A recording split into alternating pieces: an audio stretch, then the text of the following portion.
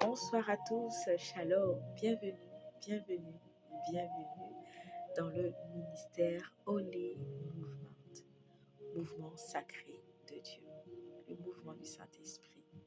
Ici, c'est le Seigneur aux commandes. Je suis heureuse, je suis bénie, je suis privilégiée d'être ici, en face de vous, donc en face de toi qui suis cette vidéo, qui atterrit ici. Tu n'es pas là par hasard, il n'y a pas de hasard avec notre Dieu. Donc cette vidéo t'était prédestinée. Si tu l'as trouvée parmi les milliards de vidéos qu'il y a sur YouTube, sache que cette vidéo, le Père voulait que tu la vois. Le Saint-Esprit l'a concoctée pour toi. Le Seigneur Jésus l'a mis à part pour te dire quelque chose, pour t'apporter un message dont ton cœur a besoin, un message que tu as besoin d'entendre, un message qui sera une force pour toi dans cette saison, mais un message aussi qui sera une grande semence qui va t'apporter une solide fondation pour les années, pour les mois, pour le temps à venir. Donc, installe-toi, prends un instant, reste avec moi et surtout, reçois tout ce que Dieu veut te dire ici et maintenant. C'est parti. Donc, nous sommes Holy Movement, ministère appelé et consacré par Dieu. Moi, Clémence, servante du Seigneur, je suis appelée au ministère en tant qu'enseignante, adoratrice, prophète. Oui, oui, tout ça. Gloire à Dieu. Et nous commençons. Le Seigneur a dit ne méprise pas les fèves commencements. Petit clin d'œil pour quelqu'un ici. Si tu es appelé au ministère, accroche-toi au Seigneur. Le processus, c'est tout. Ne t'arrête surtout pas. Laisse le Seigneur t'emmener jusqu'au bout. Si tu es appelé au ministère, que tu tournes autour du pot, tu ne sais pas ce que tu rates. Ne rate pas Dieu. Ne rate pas Dieu. Au commencement, à la fin, il est l'Oméga. Notre vie, c'est lui. Elle est censée parler de Dieu. C'est comme quand tu vas voir, tu vas à Disney, tu t'attends à voir Mickey Mouse. Si tu vas au zoo, tu t'attends à voir des animaux. Quand tu viens dans la vie, on s'attend à voir Dieu. Le résultat de notre vie, notre société actuelle, c'est juste la preuve de ce qu'on n'a pas mis Dieu au centre. Voilà pourquoi il y a tout ce chaos. Je referme la parenthèse. Tu as appelé à servir le Seigneur. C'est la meilleure chose qui te soit arrivée. Alors, réponds à l'appel de Dieu. Ceci étant, je referme la parenthèse, revenons à notre message. Holy Movement est le ministère que Dieu a mis en place pour cette année 2026. Nous étions censés commencer en janvier, hein, et puis il y a eu des, il y a eu des imprévus. Voilà, je vous passe les détails, même si ça semble croustillant, mais ouais, c'était costaud à vivre. Gloire à Dieu, je suis là. Toute la gloire au Seigneur. Quelle grâce d'être là. Donc allons droit au but sans plus tarder. Nous allons prendre un instant pour recommander cet instant au Saint-Esprit, pour disposer nos cœurs, mais aussi lui recommander ce ministère et cette plateforme et cette atmosphère. Père, au nom de Jésus. Dans l'autorité du nom du Seigneur Jésus, nous t'apportons ce moment. Nous t'apportons chacun de nous là où nous sommes, l'environnement où nous nous tenons. Nous t'apportons Holy Movement, ce ministère. Nous t'apportons ce message, les cœurs qui entendent. Nous nous soumettons à toi dans le nom de Jésus. Saint-Esprit, nous demandons ta grâce. Seigneur Jésus, nous voulons ta grâce pour entendre ce que tu as à nous dire. Nous voulons ta grâce pour nous permettre de libérer fidèlement et amplement et totalement le message, les mots, l'atmosphère, ce que tu veux libérer en ce lieu. Sers-toi de moi pour parler en ce lieu, pour agir. Sers-toi de mes frères et sœurs. Viens agir à travers nous. Viens toucher quelqu'un. Viens répondre à une question. Viens donner une instruction. Viens rassurer, consoler, relever, bâtir, restaurer, encourager. Viens fortifier. Viens faire ton œuvre, Saint-Esprit. Nous te rendons grâce pour la grâce d'être là et de ne pas être ailleurs, car tu déclares qu'une heure dans ta présence vaut mieux que 1000 ailleurs. Alors le temps que ce message durera, nous savons que nous sommes au bon endroit, comme Marie qui a choisi la bonne part. Et cela ne lui sera point ôté. Seigneur, que ta parole dans nos vies soit les semences qui restent et qu'elle porte du fruit. Nous comptons sur toi, Saint-Esprit, pour les faire grandir. Malgré les tempêtes, les marées, nous savons que tu es là. Peu importe là où nous sommes, nous savons que tu es là, tu es notre assurance. Merci, Seigneur, de nous faire grandir en toi. Merci, Seigneur, de ce que cette parole n'est pas une vidéo de plus, mais un message qui vient de Dieu, une semence de vie, qui vient pour apporter la vie. Merci Seigneur. Au nom de Jésus, Abba, nous t'avons prié avec action de grâce. Merci Seigneur. Merci Seigneur. Amen, amen, amen, amen. Alors voilà, tu es au bon endroit. Allons-y. Cette vidéo est un moment d'enseignement. Ce n'est pas une petite vidéo d'exhortation, quoique l'exhortation est puissante. Quand je dis petite, ce n'est pas pour la rabaisser ou la diminuer, mais c'est pour dire on va prendre le temps de parler. Elle va peut-être durer 30 minutes, je ne sais pas. Je ne veux pas presser le Saint-Esprit.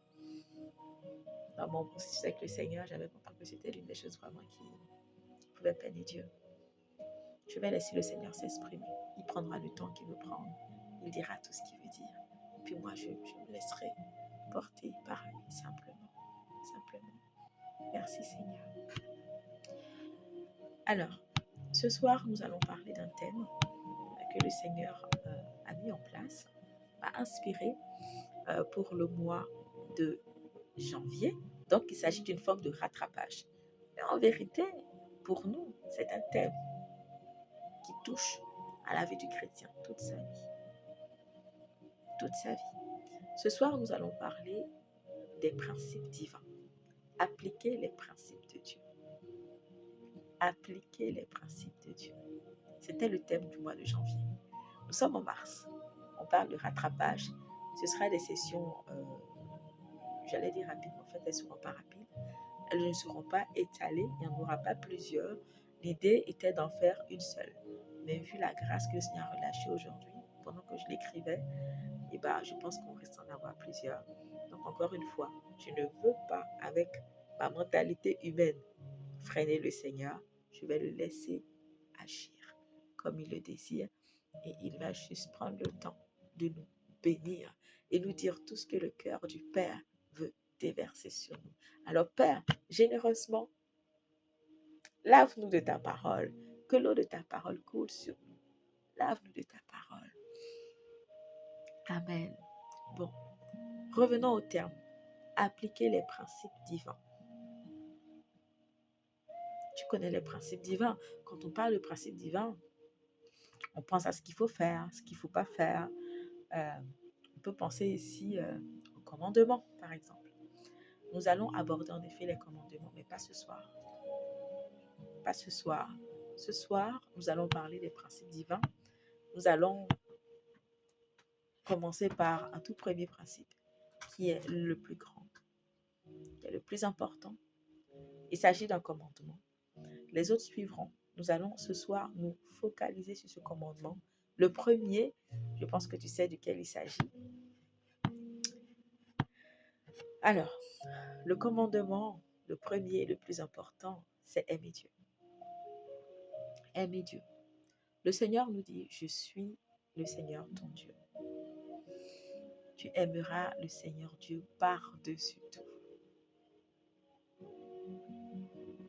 Par-dessus tout. À quoi on peut s'attendre avec une telle phrase? Parfois on l'entend et on se dit, ok, je dois aimer Dieu par-dessus tout. Mais en fait, si tu lis la parole de Dieu, si tu la médites, tu comprends que nous sommes appelés à décortiquer la parole. Nous sommes appelés à y passer du temps. Nous sommes appelés à comprendre, à la vivre, à la recevoir, à la laisser entrer dans notre cœur, renouveler notre intelligence. Quand tu entends aimer Dieu par-dessus tout, aimer Dieu plus que tout, aimer Dieu, le mettre en premier. Est-ce qu'il s'agit d'un frisson émotionnel? À quoi Dieu s'attend concrètement quand il nous demande de l'aimer par-dessus tout, de l'aimer plus que tout, de le mettre au centre, au-dessus, au milieu? Il veut être tout dans tout en nous. Allons-y. Donc le Seigneur nous dit, il veut qu'on l'aime par-dessus tout. Nous allons commencer par un passage biblique. Je pense que ça va nous permettre aussi de nous plonger concrètement dans ce que tu as déjà entendu. Dans Matthieu 22, chapitre 37, le Seigneur nous dit, tu aimeras le Seigneur ton Dieu de tout ton cœur, de toute ton âme, de toute ta pensée. Un autre commandement qui suit, le Seigneur nous dit, c'est le premier est le plus grand de tous les commandements. Le premier est le plus grand de tous les commandements. Et là, c'est dans Matthieu 22, verset 38. Comment Dieu veut qu'on l'aime? Comment Dieu veut que tu l'aimes? Comment Dieu veut que je l'aime? À quoi Dieu s'attend? Excusez-moi. J'ai eu la mauvaise idée de croiser mes pieds. Et là, je la sentais plus trop. Voilà, c'est beaucoup mieux pour moi. Continuons. À quoi Dieu s'attend quand il nous dit « aime-moi plus que tout ». Qu'est-ce qu'il veut nous dire par là? Nous allons décortiquer ensemble. Le but ici, c'est de t'aider aussi à voir concrètement comment je peux vivre ce verset. Parfois, tu lis la Bible, mais tu ne sais pas. Tu dis, ah, j'ai lu. Mais tu sors de là comme si tu avais vu une voiture passer et après, tu as oublié. Quand tu lis la parole de Dieu, tu es censé repartir avec une révélation, repartir avec ce que tu as lu. Ça veut dire aimer Dieu. Et tu repars avec une grâce d'aimer, en fait. Tu repars avec quelque chose. Tu repars avec une matière, une substance, quelque chose que tu as reçu. Au contact de la parole, qui est Dieu. Qui rentre dans la présence de Dieu et sort bredouille. Tu n'es pas censé sortir sans rien. Continuons. Alors, j'aime la parole de Dieu. J'aime le Seigneur. Je ne suis passionnée par la parole de Dieu. Si comme moi, tu veux plus de la parole de Dieu, reste bien connecté. Le Seigneur nous dit que nous devons avoir conscience que la plus grande, la plus importante demande de Dieu, l'attente première de Dieu, c'est l'amour. Dieu veut qu'on l'aime. Dieu veut que tu l'aimes.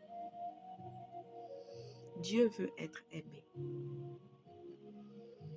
Dieu veut être aimé. La manière dont toi tu veux être aimé, c'est comme ça que Dieu aussi veut être aimé.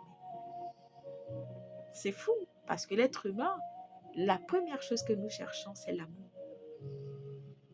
Quand le Seigneur dit « Je vous ai fait à mon image, à ma ressemblance », parfois on s'attend au corps physique, 2 mains, une tête, 2 pieds, un dos, des yeux, le nez, les oreilles, la bouche, le fait de pouvoir créer à partir de la parole comme le Seigneur, des cheveux, le Seigneur Jésus a des cheveux, tout le monde n'est pas chauve. Petite parenthèse. Mais voilà, mais en fait, il y a des caractères de Dieu qui sont en nous. Il y a des caractères de Dieu qui sont en nous. Il y a des caractères, il y a des attributs de Dieu, il y a des façons de faire, d'être, que Dieu a semé discrètement dans chacun de nous.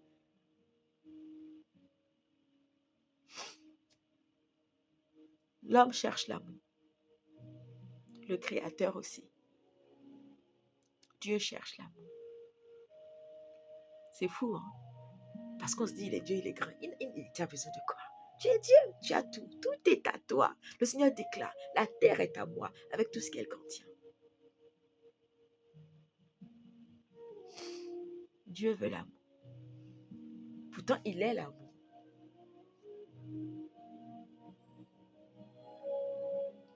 Dieu veut qu'on l'aime. Dieu veut être aimé. Dieu veut partager l'amour avec quelqu'un qu'il aime. Dieu est bon. Il fait des cadeaux, on le sait. Mais quelqu'un qui vient pour aimer Dieu, pas par rapport au cadeau, mais par rapport à Dieu lui-même. C'est comme quand certaines femmes voient un homme, un exemple dans le monde, qui a une grosse voiture, on le regarde. Le lendemain matin, s'il passe en claquettes ou sandales, un pantalon jean un peu délavé, un t-shirt noir, truc très simple. Il n'est pas dans la grosse voiture. Il passe quelques semaines où il ne s'est pas rasé. Il a juste mis une casquette. Il est habillé très, très, très simplement. Il va passer dans la même rue. Tu verras que les gens qui seront là ne lui donneront pas toute l'attention qu'elles lui ont donnée quand il était dans son gros 4x4, sa Range Rover, en train de conduire. Le Seigneur a dit dans sa parole, l'homme est attiré à ce qui frappe les yeux. Notre Seigneur dit, moi, je regarde au cœur. Voilà pourquoi beaucoup de personnes jouent sur l'apparence. Malheureusement, à force de jouer, beaucoup se sont perdus. Je reviens au message du Seigneur. Notre Seigneur veut des personnes qui vont l'aimer pour qui il est. Dieu prend plaisir à donner et continue de donner. Mais quand Dieu trouve ces personnes, ces chrétiens, ces enfants, ces filles, ces hommes, ces femmes, qui l'aiment pour qui il est, Dieu est prêt à tout pour eux. Ah Seigneur, Dieu est prêt à tout pour eux. Il est prêt à beaucoup de choses. Avec ce type de personnes, la Bible prend vie d'une manière particulière. Dieu prend plaisir à confirmer toutes les promesses qu'il a mises dans la Bible. Parce qu'il a trouvé ceux-là qui l'aiment comme David. Merci Saint-Esprit. Qui l'aime comme David. Qui s'abandonne à Dieu. Qui lui donne. Le Seigneur, merci Père. Le Seigneur, cette semaine, la semaine dernière, cette semaine, qui m'a fait revenir souvent sur un passage, c'était entre le roi David et le futur roi Salomon. C'est la passation en fait. Amen. Merci Seigneur. Et le roi David donnait des conseils à son fils Salomon. Il dit, aime le Seigneur ton Dieu.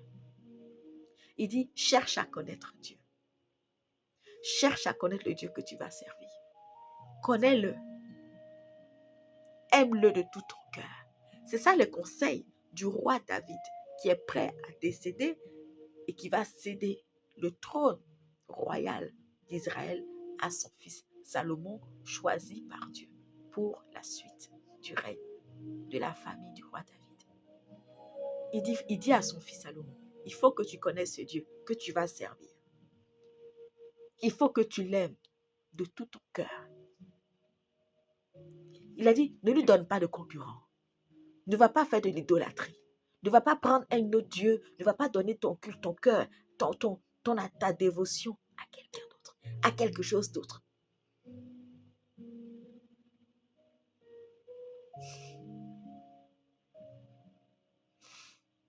Merci Seigneur. Nous avons vu beaucoup d'hommes de Dieu. Quand ils partaient, quand Moïse partait, il a béni. Il a béni les 12 tribus. Il a pris chaque tribu. Il a béni chacun. Il a annoncé, il a béni chacun d'une manière particulière. Quand l'ancêtre, le père Isaac partait, il a parlé à ses enfants. C'est quand chacun d'eux partait, ils ont parlé, ils ont béni leurs enfants. Ils ont donné des conseils à leurs enfants. Chacun d'eux a prévenu, a parlé à ses enfants. Jacob, pareil. Chacun d'eux a donné des conseils à ses enfants. Mais qu'est-ce que le roi David va faire?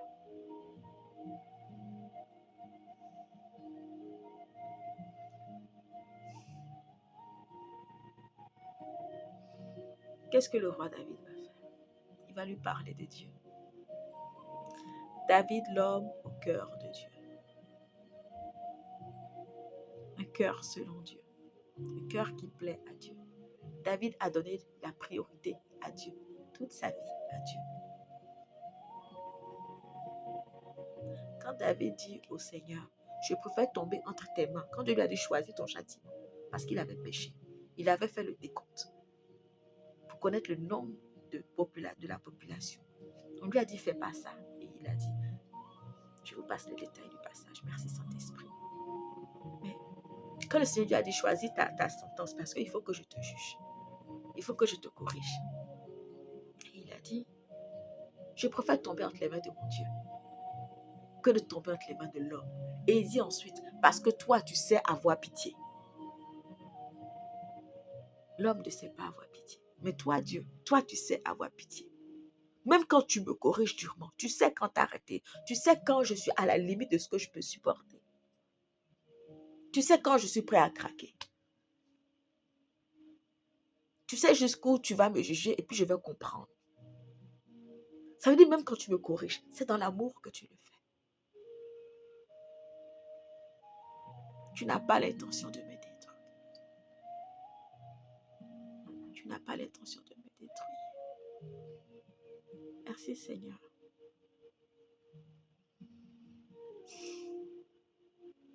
Je ne sais pas ce que tu vis. C'est comme si le Seigneur veut dire quelque chose à quelqu'un ici. Je ne sais pas ce que tu vis. Mais le Seigneur ne veut pas te détruire. Les épreuves que tu traverses actuellement, Dieu est là, il voit, il est au contrôle. Fais-lui confiance. Confie-toi en lui. Comme tu vas te confier à une soeur, un parent, une amie, sur qui tu comptes, sur qui tu décharges ton fardeau. C'est cette relation que Dieu veut avec toi. Il veut que tu arrives au niveau où tu lui fais tellement confiance. Où tu as une relation réelle, personnelle, vivante avec lui. Le Seigneur a dit, confie-toi en lui. Ne te confie pas en l'homme. Il dit, quand tu as un souci, confie-toi d'abord dans le Seigneur avant d'aller voir un être humain. Dieu veut vraiment prendre la place dans nos vies. Dieu veut qu'on l'aime. Dieu veut qu'on l'aime. On va continuer avec les notes que j'ai, que le Saint-Esprit m'a inspirées. Continuons. Le Seigneur nous demande de l'aimer. Dieu veut notre amour. Dieu veut que tu l'aimes, que tu l'écoutes. Plusieurs fois dans la parole, le Seigneur dit, si vous m'écoutez, dans Deutéronome, si vous m'écoutez, vous mangerez les meilleurs fruits. Si vous m'écoutez, je vous bénirai. Si vous m'écoutez, je ferai prospérer le fruit, le travail de vos mains. Si vous m'écoutez, vous serez les premiers et non les derniers. Si vous m'écoutez, je vous mettrai à la tête et non à la queue. Si vous m'écoutez, je ferai vous les premiers et non les derniers. Vous serez en haut et non en bas. Si vous m'écoutez, je ferai de vous les plus grands, les plus forts. Si vous m'écoutez, je ferai fuir vos ennemis devant vous. Si vous m'écoutez, si vous mettez en pratique ma volonté, mes commandements, mes prescriptions, je vous bénirai. Je vous ferai prospérer. Je bénirai vos enfants. Je vous donnerai des enfants. Je maintiendrai mes promesses dans votre vie. J'enverrai la pluie pour bénir votre travail. Dieu veut qu'on l'écoute. Dieu est un père. Tu as déjà vu un papa, tu es impoli, tu ne l'écoutes pas, tu ne tiens pas compte de son autorité. Il dit quelque chose, toi tu prends un autre chemin. Il te dit viens ici, tu vas là-bas. Il te dit ne va pas là, tu cours dedans. Est-ce que tu as déjà vu un père dans une situation pareille ne pas réprimander l'enfant, ne pas arrêter l'enfant, ne pas lui dire hey, je t'avais dit de ne pas aller là. Sur cette terre, on est plus dans des cas pareils, le père va jusqu'à frapper l'enfant. C'est sa manière à lui de dire, tu as désobéi à mon autorité. Dieu ne nous frappe pas physiquement. Il y a une chose qu'on ne veut pas admettre, c'est que chacune de nos actions ont des conséquences. Le Seigneur dit, vous avez un ennemi qui rôde pour savoir qui il va dévorer. Quand nous péchons, c'est des portes d'accès qui s'ouvrent. L'ennemi entre. Il attend une opportunité.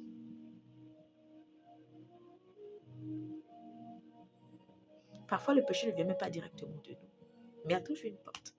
Ça peut être quelqu'un que tu as offensé qui a mal parlé sur toi. L'ennemi passe par la personne pour te faire du tort. Ça peut être quelqu'un qui t'en veut, tu ne sais pas pourquoi, tu ne l'as pas offensé, mais l'ennemi passe parce que la personne est devenue une porte. D'où le fait que ta connexion, ta proximité avec Dieu te couvre, te protège de tout mal. Parce que le Seigneur devient ton gardien. Le Seigneur a dit qu'il veillera sur ceux-là, ses fidèles, comme il a veillé sur Moïse et sur les Israélites par cette tour de feu qui les environnait. Tu sais ce qu'il a fait au Pharaon? Il les a engloutis dans la mer. Notre Dieu est un Dieu fidèle. Il cherche des femmes et des hommes fidèles, des enfants fidèles, fidèles, fidèles, qui lui donnent tout de lui. Dieu veut que tu l'écoutes. Quand tu l'écoutes, tu lui permets d'exercer son autorité de paix et de Dieu pleinement dans ta vie pour te bénir. Son plan, c'est de bénir. Le Seigneur a dit, je suis venu pour vous donner la vie en abondance, que vous l'ayez en abondance. Ça, c'est le programme du Seigneur. On a un Dieu qui nous aime tellement.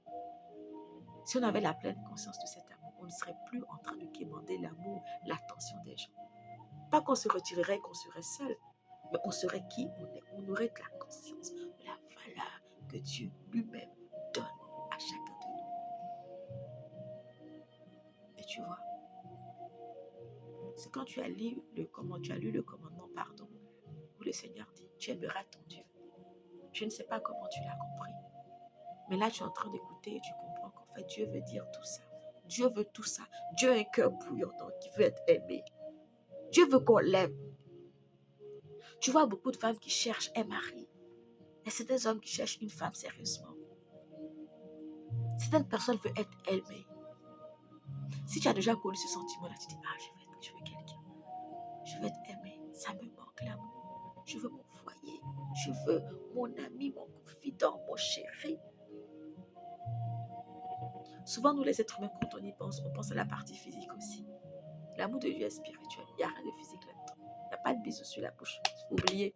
J'ai vu sur Pinterest des personnes qui postaient des choses avec le Seigneur Jésus en train d'embrasser des femmes. Je dis, oh my God, pardonne-nous Seigneur. Le fantasme humain. Le Seigneur n'est pas dans une relation charnelle. Il ne va pas se rendre impur. Notre Dieu est saint, saint, saint, saint. Son amour est esprit. Peu importe l'intensité de cette relation. Il y a des intensités. Elle reste spirituelle. Rien de physique. Rien de charnel. Continuons. Petite parenthèse, peut-être pour quelqu'un qui avait des oppressions au niveau des pensées, au niveau des désirs parfois. Sache que si tu ressens des choses qui sont d'ordre physique, quand tu penses au Seigneur, confie ça au Seigneur et demande-lui de te libérer de ces mensonges de l'ennemi dans ta chair. Continuons. Le Seigneur veut que tu l'aimes. Comment? En prenant en compte ce qu'il te dit. Que tu considères ce qu'il te dit. Si toi, quelqu'un dit que je t'aime, et quand tu parles, la personne ne prend pas en compte. Au début, tu peux te dire peut-être que tu as oublié, tu n'étais pas concentré, tu étais fatigué. Mais à force, tu vas dire, hey, t'es sûr que tu m'aimes? Ton attention, tu la donnes à qui? Quand c'est tes potes, tu entends, tu es disponible. Mais quand moi, je te parle, tu ne prends pas au sérieux. Parfois, on a tellement religiosé, je ne sais pas si je peux le dire comme ça, on a tellement rendu religieux notre relation avec Jésus, qu'on est devenu comme des morceaux de bois. Plus aucune vie dans ce qu'on est avec lui. On s'est coincé, enfermé dans une boîte. La manière dont tu veux être respecté, Dieu aussi veut être respecté. Tu veux que la personne qui t'aime prenne en compte ce que tu aimes, ce que tu n'aimes pas. Que cette personne te connaisse, qu'elle fasse attention à toi. Tu dis tu m'aimes. Je suis en train de dormir. Tu mets 4000 réveils, tu vois que ça me dérange chaque matin. Tu es censé trouver une solution. Tu dis que tu m'aimes. Tu fumes dans mon visage, tu sais que moi je ne supporte pas la fumée. Tu vois, il y a des petits détails. C'est de prendre en compte, tenir compte de l'autre. L'amour. L'amour. Tu dis que tu m'aimes. Tu fais une sauce, il y a trop de piment dedans, je ne peux pas manger à chaque fois. Tiens compte de moi. Tiens compte de Dieu. Tiens compte de Dieu. Tiens compte de Dieu, de ce qu'il aime, de ce qu'il n'aime pas. Tiens compte de lui, de ce que tu sais de lui, de ce que tu lis dans la Bible. Le Seigneur a dit de sortir de l'impureté, de l'impunicité. Si tu tiens compte de Dieu, il y a des relations, tu as mis fin. Donc quand tu dis Jésus, Jésus soit loué. Parfois, je ne dis pas qu'il faut arrêter de chanter, mais il faut s'asseoir. Jésus revient bientôt. Et ce n'est pas tous les chrétiens qui seront pris. J'espère que ça, tu le sais. Le Père a dit deux choses. Il a dit, il y a ceux-là qui seront remplis du Saint-Esprit, les vierges sages. Et puis, il y a cette deuxième catégorie. Le Père a dit, je vais honorer la foi. Mais tu sais, il n'y a que Dieu qui sait vraiment qui a la foi. Parfois, on crie Amen, Amen, et puis il y a la peur dans le cœur. Et parfois, il n'y a même pas de repentance. Il n'y a pas de vie de repentance. Il y a de la rancœur, il y a de l'amertume, il y a des péchés cachés. Pas confessés, pas repentis, pas abandonnés. Il n'y a que Dieu qui sait qui a vraiment la foi. C'est Dieu qui donne la foi. Tu as besoin de te laisser pleinement remplir, vivre par l'Esprit. Tu as besoin de sortir de ce monde, de laisser Dieu te préparer pour son retour. Parce que l'enfer est réel et tu n'as pas envie d'y être. Tu n'as pas envie d'y être. Il n'y a pas de récréation là-bas. J'ai entendu un chanteur, je crois que c'est Kai Spoon, qui disait, il n'y a pas de climatiseur en enfer et que si tu ne supportes pas l'eau chaude, On dirait même, j'aurais dit l'eau bouillante. Si tu ne supportes pas l'eau chaude, commence à te préparer pour le paradis. C'est le feu là-bas, c'est les tourments. C'est pas pendant un mois, c'est éternel. Tu vis la même chose éternellement. Hey, tu n'as pas envie d'aller dans ce lieu. Arrête de jouer à ton éternité. Arrête de jouer à ton âme. Jésus t'a montré la valeur que Dieu a donnée à ton âme. Il s'est offert à la croix pour toi. Si tu ne te prends pas au sérieux, Dieu te prend au sérieux. Il est temps que tu donnes de l'importance à celui qui te prend au sérieux plus que toi-même, c'est-à-dire Jésus-Christ. Il est temps que tu lui obéisses simplement parce qu'il a parlé. Il a dit, fais pas ça, j'arrête de faire. Je fais ce qu'il a dit. Parce que lui, sa volonté est meilleure que la mienne. Tout ce qu'il fait, c'est pour mon bien. C'est comme une maman qui se sacrifie pour ses enfants, qui met à côté ses rêves, qui met à côté ses envies. Elle n'achète pas de vêtements pour elle, mais donne tout à ses enfants. Jésus, Dieu s'est dépouillé de toute sa gloire. Pour toi, pour moi.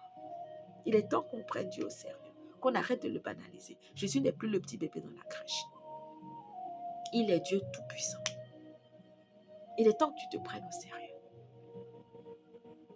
Il est temps que tu te prépares, que tu connaisses ce Dieu, que tu apprennes à l'aimer, que tu lises la Bible. Continue, continue. Merci Seigneur. Le Seigneur veut que tu passes du temps avec lui. Beaucoup de chrétiens disent, je t'aime. On ne passe pas du temps. Je n'ai pas le temps. Seigneur, je suis désolée. Ah, je n'ai pas le temps. Mais quand c'est sur WhatsApp, tu peux rester jusqu'à 2h du matin. Quand c'est ton crush, tu tchatches jusqu'à 1h, minuit. Parfois 3h, toi tu es encore réveillé. Sous ta couette, le téléphone sur ton visage. N'est-ce pas? C'est pas un règlement de compte. Je suis en train de te taquiner, mais je te dis la vérité. Tu vois, bien aimé. Il est temps que tu sentes ton cœur, que tu regardes ton caractère. Comment tu marches avec le Seigneur? Es-tu léger? Tu fais toujours les mêmes fautes et tu n'es jamais en train de prendre des résolutions pour que ça s'arrête. Tu n'es pas en train de comprendre et de traquer ce qui traque ta relation avec Jésus. Cette petite chose que tu tolères, qui se mettent entre toi et le Seigneur et qui font que tu ne progresses pas dans ta marche avec le Seigneur, qui font que tu n'arrives toujours pas à prier. Tu n'arrives pas à te lever à 5h ni à 6h. Tu ne pries pas avant d'aller dormir. Tu ne lis jamais la Bible. Oh, je lis une fois par semaine. Elle est censée te remplir la Bible. Ton âme a besoin d'être restaurée. La vie de Dieu a besoin de demeurer en toi. Il a parlé de l'huile. Les vieilles sages, les vieilles folles. C'est une huile, une présence, une vie de Dieu qui doit nous remplir. Mais toi, tu prends un petit grain de sable de la parole de Dieu une fois par semaine. Et puis, il y a des semaines même, tu ne lis pas. Tu es sérieuse. Tu es sérieux. Bien-aimé, il est temps de sortir du compromis. Il est temps. Tout ce à quoi et tout ce pourquoi on fait ces compromis n'en valent pas la peine. Jésus est bien plus que Netflix. Il est bien plus que tes amis sur la terre. Il est temps que tu choisisses Seigneur à 100%. Que tu arrêtes tes compromis. Cette personne avec qui tu sors ne donnera jamais sa vie pour toi. Et même si tu donnes à la croix, c'est une croix pour toi. Dieu n'acceptera pas ce sacrifice pour sauver l'humanité. Parce qu'il n'y a que Jésus qui était capable. Nous avons reçu un cadeau d'une telle valeur. Vas-tu être conscient de ce que le prix de ta vie, c'est la vie de Dieu? Tu vas arrêter de laisser les gens te traiter n'importe comment, te minimiser, te banaliser. De chercher Dieu, te tenir dans sa présence qui te révèle la magnifique créature que tu es, l'épouse de Christ que tu es. Ou tu vas continuer de te prendre comme ça fait rien, te considérer comme juste une personne banale, juste. Et puis, tu es tellement ancré dans ta vie, dans ta chair, dans ton âme au quotidien, dans ce qui t'entoure. Tu ne prends pas du temps pour connaître ce Dieu surnaturel qui a fait de toi son enfant. Il a mis son esprit en toi. La vue de Dieu est en toi. Et tu vis comme un être humain banal. Tu souffres des mêmes choses que les autres. Dieu est en toi. Mais toi, tu as la même peur que les autres. Tu as le même langage de peur, de découragement, d'abattement, d'apitoiement que les autres. Tu n'es pas en train de minimiser, de mépriser quelque chose de divin qui est en toi. Il y a un diamant pur, il y a une gloire. Dieu est en toi. Et tu vis comme tout le monde. Et ça ne te dérange pas. Tu n'es pas indigné. Le Seigneur Jésus a dit, je vous ai donné le pouvoir de marcher sur les serpents, les scorpions, sur toute la puissance de l'ennemi. Et tu as encore peur des sorciers. Tu as encore peur du diable. Tu ne vois pas qu'il y a quelque chose qui cloche?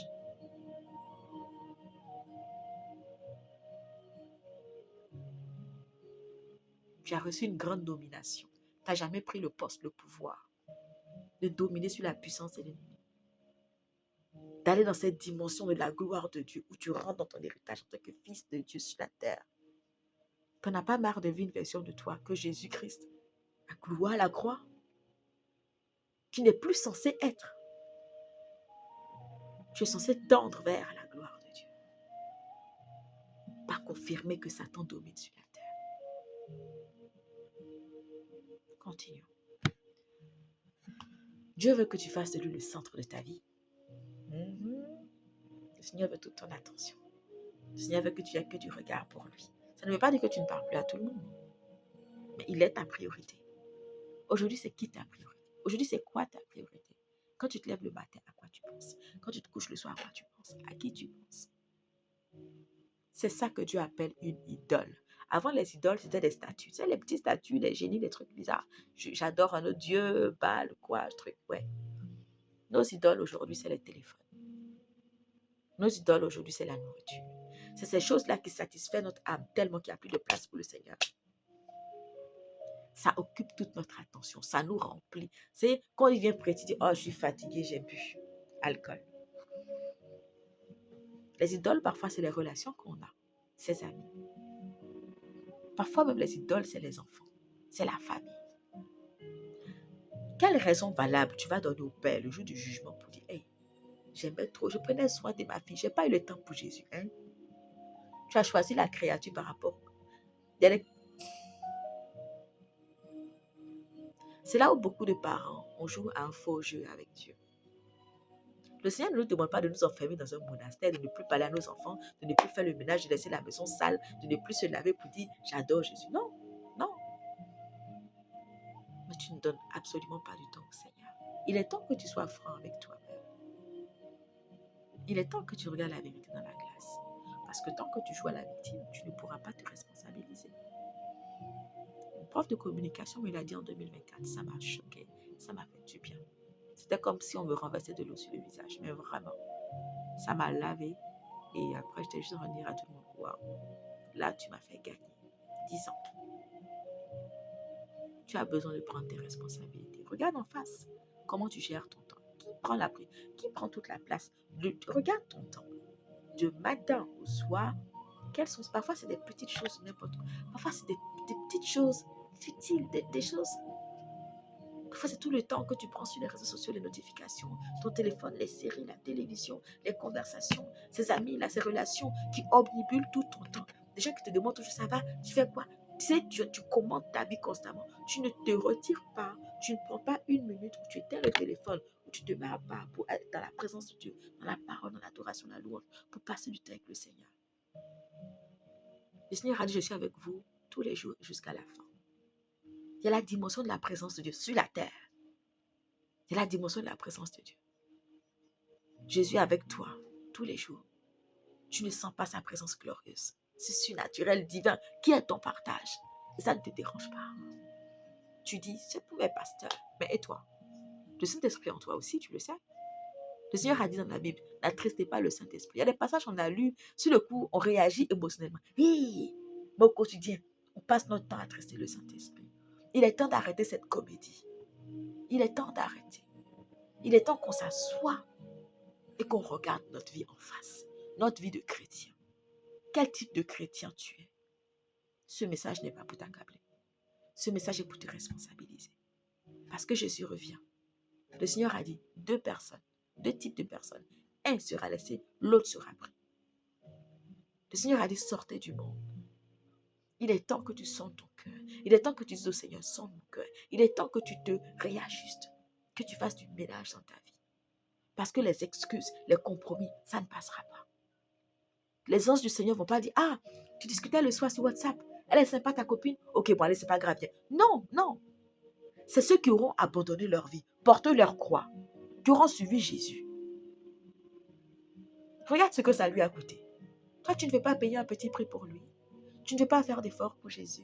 Il ne mérite pas que tu sacrifies ces fausses relations dans le péché. Il ne mérite pas que tu pardonnes à telle personne. Il ne mérite pas que tu passes du temps dans la prière. Jésus ne mérite pas ton temps.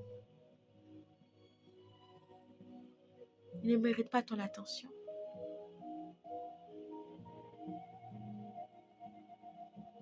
Dieu nous aime vraiment. Parfois, il y a des on a l'impression que c'est Dieu qui nous supplie.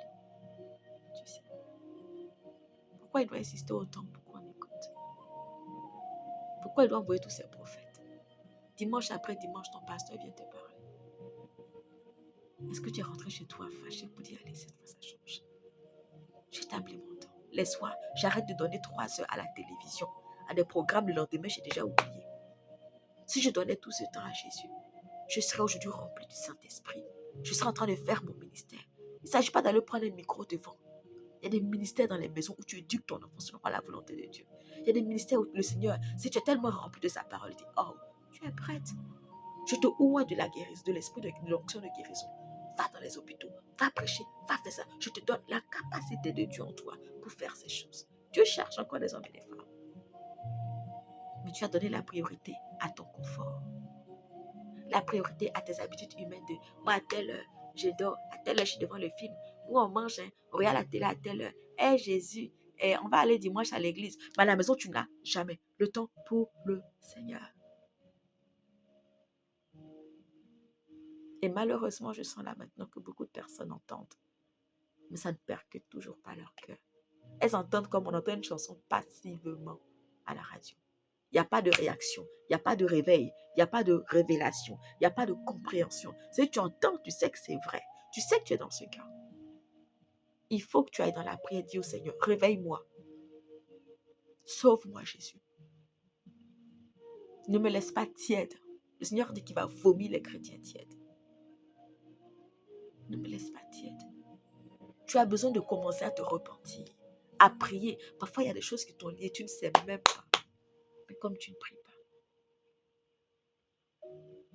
J'ai une vision là d'une boîte de sardines. L'ennemi a couché beaucoup de personnes. Spirituellement, elles sont mortes. Peut-être elles sont dans l'église. Il est temps que tu te réveilles. Que tu prennes ta vie chrétienne au sérieux. Il est temps. C'est ton âme, tu sais. Tu ne seras pas avec tes enfants en enfer. Et je ne te le souhaite vraiment pas. Mais le jugement est personnel. Le salut est personnel aussi. Travaille à ton salut avec tremblement, comme le Seigneur a dit. Travaille à ton salut avec tremblement. Prends Jésus au sérieux. Laisse Jésus te révéler qui il est, cette personne pour qui il a donné sa vie à la croix. Tu te rends compte de ton importance. Mais tu regardes autour de toi, les gens te traitent n'importe comment. Les gens te traitent avec peu d'importance. Et les gens eux-mêmes ne se traitent pas avec beaucoup de valeur. Mais tu vois, du coup, toi-même, tu ne te traites pas avec beaucoup de valeur. Tu te prends comme ça. Dieu dit, tu es une mauvaise créature. Tu dis, merci. Tu vois, tu as besoin que Dieu te rappelle, que Dieu te réveille, que Dieu te révèle la gloire qu'il a mis en toi. On parle d'un Dieu surnaturel tout-puissant. Tu te rends compte qu'il a créé le ciel et la terre, les couchers de soleil, les milliards de choses autour de toi, d'êtres humains, le souffle de vie en nous. Tu as conscience que tu es en alliance avec ce Dieu. Et ta vie n'est pas un peu électrique, n'est pas surnaturelle. Il n'y a pas de d'électricité en toi. Et tu trouves ça normal d'être indifférent.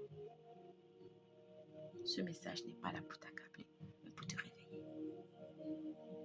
Continuons. Dieu veut prendre la première place dans ta vie. Il veut que tu lui donnes la première place. Il ne va pas te forcer. C'est le désir de son cœur. Il veut être la personne la plus importante de toute ta vie. À qui tu as donné cette place aujourd'hui? Sache que ce n'est pas sa place. C'est la place de Dieu.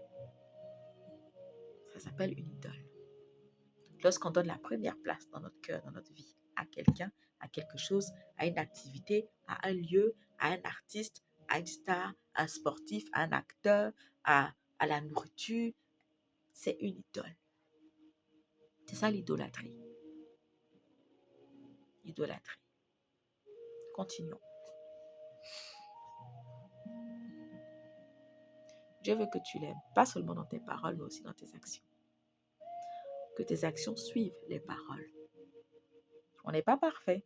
Si tu te trompes, tu demandes pardon, tu te repens et tu recommences. Tu continues avec le Seigneur.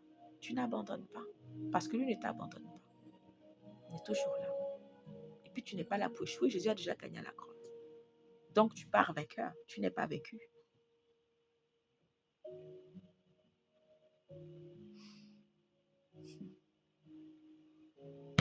Continuons.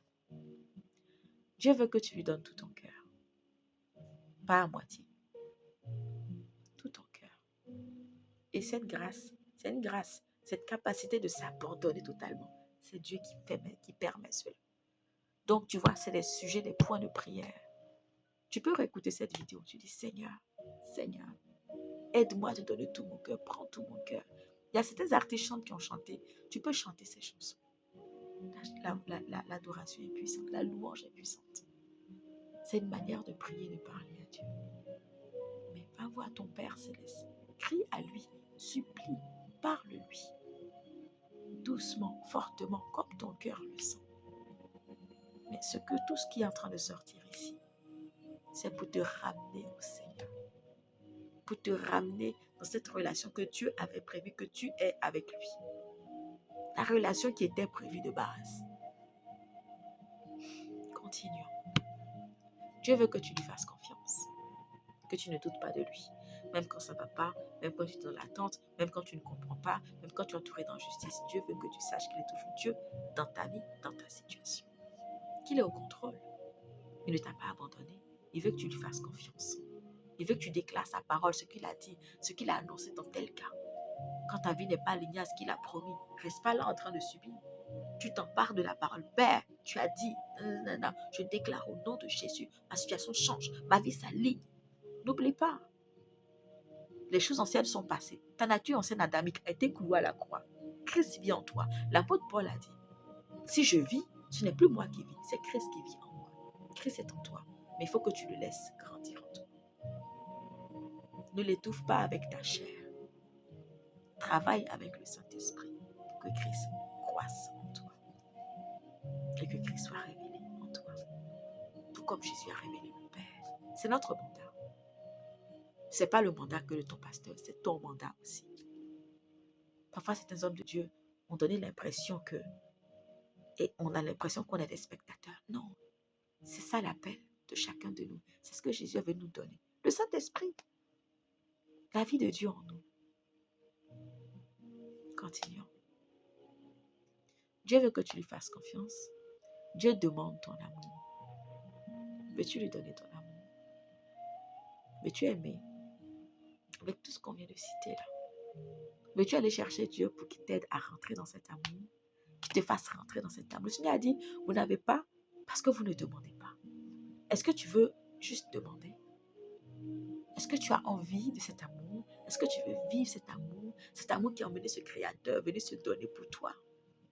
Le Seigneur a dit, dans la parole, il est écrit, Dieu a démontré son amour en donnant Jésus à la croix pendant que nous étions pécheurs. Il n'a pas attendu qu'on soit saint. Il n'a pas attendu qu'on demande pardon. On ne s'est même pas repenti.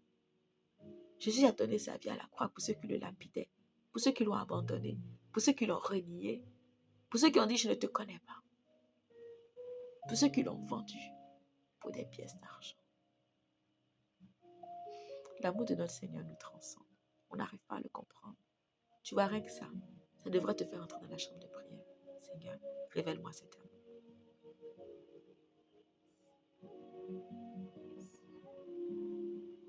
Es-tu curieux de l'amour que Dieu a pour toi? Tu t'en fous, tu dis, bon, il m'aime beaucoup, c'est tout. L'amour, c'est dans... L'amour, c'est, je te donne, tu me donnes. Il y a un échange normalement, tu comprends? Il y a un échange. Je t'aime. Jacques, on dit, je t'aime. On dit, moi aussi, je t'aime. Même merci, merci. Oh, merci. L'amour est un appel à l'union, à la communion, au partage, parfois même au transfert, à un échange, un mélange. Il y a quelque chose qui se passe dans l'amour. Est-ce que Jésus t'a impacté? Ou est-ce que tu ne sens rien? Parfois, on ne sent pas toujours tout. Il y a le calme glorieux de la présence de Dieu aussi. Mais tu sais quand il est là. Tu sais quand il est là. Tu le sens en toi qu'il est là. Ce message n'est pas là pour t'accabler. Il est là pour te faire prendre conscience que tu as besoin de revenir à cet amour. Et si tu n'as pas encore vécu, cours dans ses bras simplement. Si tu t'es refroidi, tu t'es affaissé, je ne sais pas, reviens, cours dans ses bras simplement. Reviens, cours dans ses bras. Fonce dans les bras de Jésus. Pendant que c'est encore possible. N'attends pas qu'il y ait l'enlèvement pour pleurer s'il y a tous ceux qui vont être martyrisés par l'antéchrist et les chrétiens persécutés. Non. Cours dans ses bras pendant que c'est possible. Fais de lui la priorité de ta vie pendant que c'est possible. Le Seigneur demande ton amour, il désire ton amour. Il désire ton attention, que tu fasses attention à lui. Dieu veut que tu t'abandonnes à lui. Quand on tombe amoureux, on donne tout à la personne. Notre temps, nos envies, notre attention. La personne ne nous trouve pas jolie, on se sent triste. La personne n'a pas répondu à notre message, on s'inquiète. Ah, il n'est pas venu. Ah, mais on se remet en question qui on est. Est-ce que j'ai bien écrit? Est-ce que mon message n'était pas trop dur? Tu vois, toute cette attention que tu donnes à un être humain, tu ne le donnes pas à Dieu. T'imagines si tu avais tous ces sentiments-là pour Jésus. T'imagines? Et t'imagines? Tu aurais une vie enviable. Ceux qui ont eu l'audace d'aimer Dieu, je dis audace, mais en fait c'est une grâce. C'est une audace pour un être humain dans le sens où la plupart des gens ne vont pas chercher à aller aimer Dieu comme ça. Beaucoup vont se dire c'est pas possible. Beaucoup vont dire allez, il est Dieu, je ne peux pas m'approcher de lui. Il ne s'est pas approché de nous. Il s'est laissé déshabiller. C'est toujours le même Dieu. Hein. Il s'est laissé dépouiller. Sa gloire. Même les vêtements n'étaient rien. Sa gloire. Il faut arrêter de mettre Dieu dans une boîte. Il faut le laisser. Il est venu se donner à toi. Il a laissé son cœur percé par un morceau de fer. Tu vas continuer de le tenir à distance. Oh, je ne peux pas, il est Dieu. Il veut que tu viennes à lui. Jésus a dit maintenant, vous êtes fils. Tu ne vois pas que Dieu fait tout pour que tu rentres dans sa vie? Que tu deviennes son enfant, son intime? Il a mis son esprit en toi. Il aurait pu mettre ses anges. Ses anges ne sont pas en nous. Ils sont à côté, ils nous servent. Ils travaillent avec nous pour servir Dieu. Dieu a mis son esprit en toi. Tu ne vois pas que Dieu veut être avec toi?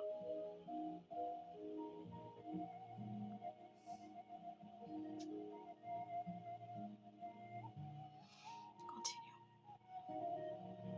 Le Seigneur te désire. Le Seigneur t'aime comme un père, comme un ami, mais le meilleur ami. L'ami qui veut toujours être avec toi. L'ami qui a des conseils à te donner. Qui est là pour te consoler. L'ami qui dit compte sur moi. Je suis là pour toi. Dieu t'aime comme l'époux, le mari. Il est jaloux. Il ne veut pas te partager. Tu as conscience que Dieu est jaloux de toi? Ou tu crois que tu regardes dans le miroir et ce que tu vois dicte ta valeur? Dieu est fou d'amour de toi. Il est amoureux de toi. Le Seigneur dit, je suis amoureux de mon peuple.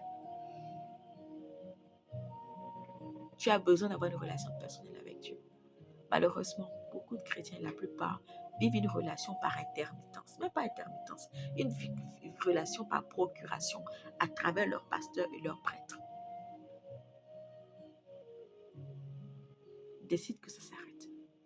Pas parce que tu vas arrêter d'aller à l'église, mais parce que tu vas décider d'avoir une relation directe et personnelle avec ton Créateur. Tu as déjà vu dans une famille 4 frères, un qui dit va voir maman pour ça. Non, non, je vais le voir, c'est mon père. J'ai une relation directe avec lui. Tu sais que tu as la faveur de Dieu sur toi. La parole de Dieu dit dans Éphésiens ou Colossiens, il dit ou Philippiens, vous avez tout pleinement en lui.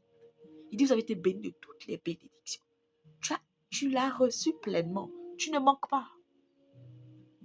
Mais tu as besoin de t'approcher. Le Seigneur a dit, approchez-vous de moi et je m'approcherai de vous. Tu restes loin et tu vas envoyer quelqu'un aller chercher Dieu pour toi. Priez pour moi. Toi, tu ne sais pas prier. Tu as de la force pour discuter sur WhatsApp, être dans des groupes de discussion.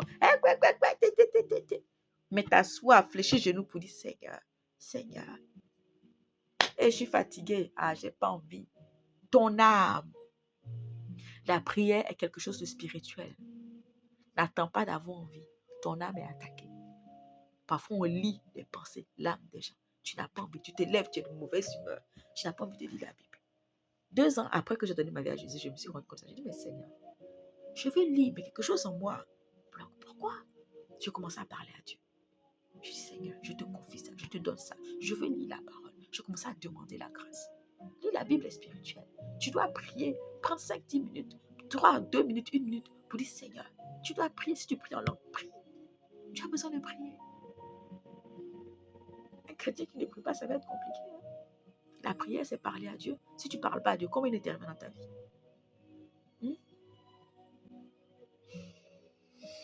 Continuons.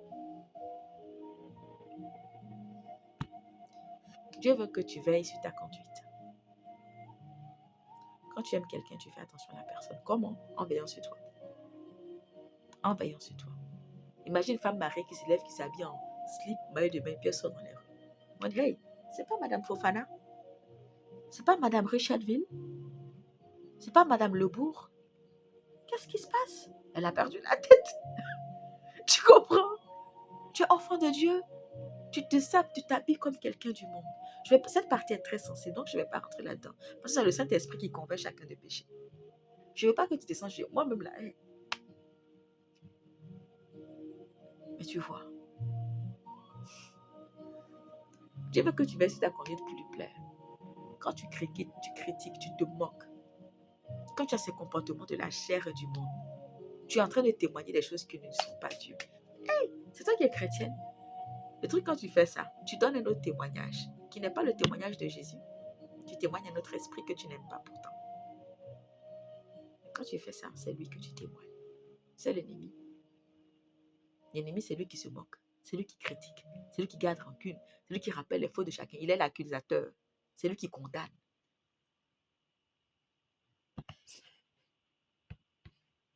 Attends, nous note tous musique. Mais tu vois.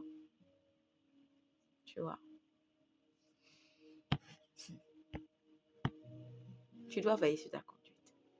Demande au Seigneur de t'aider à veiller sur ta conduite. Sur ta bouche. Comment tu parles? Parfois, certaines personnes se disent, comme je suis en famille, je peux dire ce que je veux. Nous, c'est comme ça, on se parle comme ça. Tu es enfant de Dieu ou tu es enfant de qui? Oh Seigneur, Makate Sokia. Et là-bas, c'est du parler en langue. Je reviens parce qu'il faut que tu me comprennes. Vous savez, c'est comme quand on est en couple. On fait attention à sa conduite. On fait attention à sa façon de s'habiller. On fait attention à ses paroles. Dans la dimension des différentes relations que Dieu a avec son Église, il y a la relation d'enfant, relation de serviteur, relation amicale et tout ça, confident. Il y a la relation d'épouse. Ça, c'est là le plus haut. Le Seigneur a dit l'homme et la femme font un. Quand tu es époux du Christ, dans la dimension où tu es uni au Seigneur. Un. Épouse du Christ, décolletée jusque-là au nombril. Sérieusement. Quand tu es rempli du Saint-Esprit, quand tu as une communion avec le Saint-Esprit, le Seigneur va mettre dans ton cœur sa gêne, dans ta façon de t'habiller. La plupart du continent africain a des femmes qui ont des corps généreux. Elles sont bénies de ça. Mais beaucoup de femmes ne savent pas s'habiller. Elles dénudent leur corps. Pas en mettant des choses forcément cool, mais des choses très plaquées. Quand on regarde ton corps, on voit tout. Tout est là. Enfant de Dieu. Si tu as l'esprit de sainteté en toi, il va te veiller, ma fille. Le Seigneur n'a pas besoin de parler. Parfois, tu le sens simplement. Mais ça, c'est quand tu as une communion avec le Saint-Esprit. C'est là qu'il peut te convaincre. Mais quand tu l'as chassé, par ton attitude, il faut que tu le fasses revenir. Tu as besoin de lui. La parole de Dieu dit qu'il est notre garde. En fait, quand il est là, tu sais que tu vas être enlevé quand Christ vient. Quand il est là, quand tu es rempli de lui, quand tu vis avec lui. En fait, ok, abatté. Dans la parole, il est écrit aussi que l'Esprit nous rend témoignage de ce qu'on est fils de Dieu. C'est le Saint-Esprit qui va te révéler la dimension de Jésus comme Dieu. Et c'est le Saint-Esprit qui fait tellement de choses. Qui va t'emmener dans cette dimension où Christ maintenant te révèle le Père. Et il y a des choses à vivre avec Dieu. Tu ne peux pas rester là où tu es. Il faut que tu quittes cette dimension de la chair, de l'âme.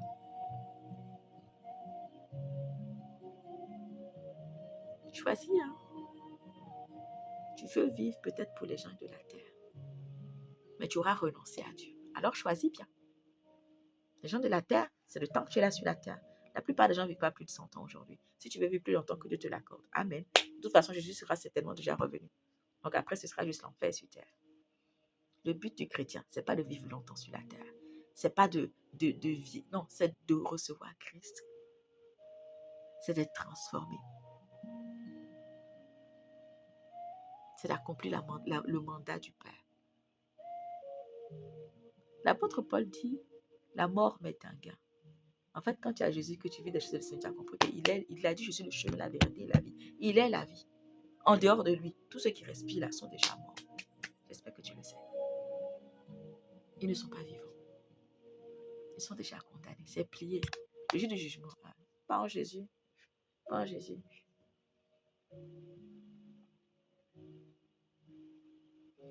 Tu as reçu un grand cadeau, un grand prix. Il faut que tu te lèves. Il faut que tu te réveilles. Il faut que tu cours vers le Seigneur. Tu as reçu, mais tu vis comme si tu ne l'avais pas. Beaucoup de chrétiens, l'ennemi n'avait pas besoin de vous combattre. Parce que vous-même, vous avez jeté votre vie chrétienne dans la poubelle. Pas de prière, pas de méditation, pas de communication du Saint-Esprit. On ne cherche pas le Saint-Esprit. Tout va bien. Parce que le matin, tu te lèves, tu vas bien. Tu as à manger, tu as un toit. Mais ça nous est tous arrivé. Hein. Quand notre âme, notre corps va bien, on ne sent pas l'urgence de venir à Dieu. Il nous faut un problème pour courir à lui. Papa, aide-moi. Là, j'ai besoin. Je vais voyager. Problème d'argent. Études, visa. Mon mari me fatigue. Il faut un problème pour que tu viennes prier le Seigneur. Quand on dit même intercéder, beaucoup de personnes connaissent intercéder pour les autres ne se sentent pas concernées. Moi, je prie pour ma fille, pour mon fils, ma famille et pour mon mari. Je prie pour mes enfants. C'est bien. Mais il y a le corps de Christ aussi. Il y a les âmes qui viennent de donner leur vie à Jésus, que l'ennemi est en train de matraquer. Elles ont besoin qu'on intercède pour elles. Il y a des âmes qui n'ont pas donné leur vie à Jésus. Il y a des chrétiens qui ont rétrogradé. Il y a des chrétiens qui sont retenus dans le monde. Il y a des chrétiens qui n'ont pas de communication de Saint-Esprit. Des chrétiens qui ont reçu Dieu mais sont dans la chair. Il y a des chrétiens qui sont tièdes. Il y a tellement de situations, de raisons pour lesquelles on a besoin de prier. Nos dirigeants des nations, on a besoin de les porter en prière. La plupart sont acculés par l'ennemi. On a besoin de prier pour tellement de sujets, pour que la volonté de Dieu s'accomplisse sur la terre, pour ta destinée, pour tes enfants, pour recevoir les dons de l'Esprit, pour les bénédictions, les richesses de Dieu. Tellement de choses, tellement de choses. Pour l'autorité sur les œuvres des ténèbres. Tu vois, il y a tellement de raisons de prier. Il y a beaucoup de raisons de prier. Continuons.